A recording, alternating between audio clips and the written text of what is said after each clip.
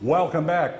I'm with John Sellers here, and of course, if you see me with John Sellers, we're generally at the History Museum. That's exactly right. Hey, thanks again for doing this with me. Glad to do it anytime. You said you got a really good one for me, and it's something that anyone in this area kind of knows about. Yeah. Tell me. It's Mercy Hospital, right? Which was originally St. John's Hospital. Yes. And it all started with a pandemic. Well, actually not a pandemic, but a area-wide sickness here. Okay. They had a smallpox outbreak. And the Sisters of Mercy sent some nurses down to help at the pest camp. As people developed symptoms of smallpox, they would isolate them in a place away from the community. So this pest camp was out on what they call Bolivar Road then, which was 13 Highway out north of town. And so the pest camp was out there, and the Sisters of Mercy came down here and worked in the pest camp. And they decided that Springfield needed a hospital. So there was an old building that had been used as kind of a clinic over on Washington Street at Chestnut Street, not Chestnut Expressway, but Washington and Chestnut. Okay.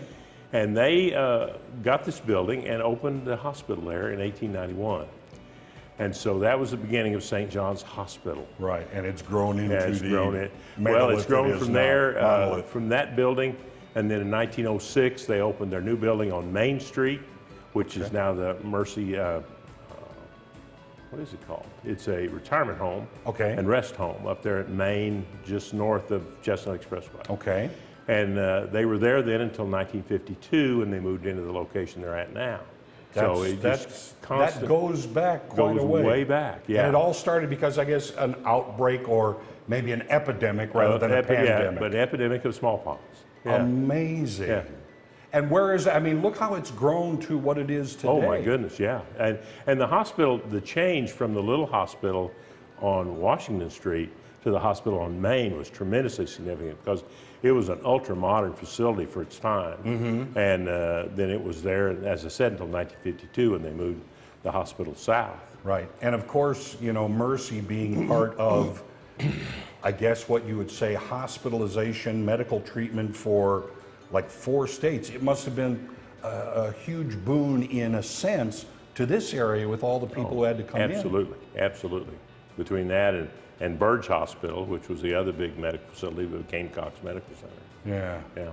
Are there any of these little surprises and things people don't know about Mercy? I mean, of course, it was St. John's, and the thing that I remember about it is the big blue kind of rotating the cross on that. Right. The interesting thing, and it has nothing to do with the hospital, the interesting thing is that it's built what used to be the middle of a road.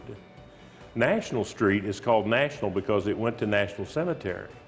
And when it crossed Sunshine Street, it started turning to the left, turning to the east, and went right through where St. John's is now and became what is now Seminole, and became East National, and went out to the National Cemetery.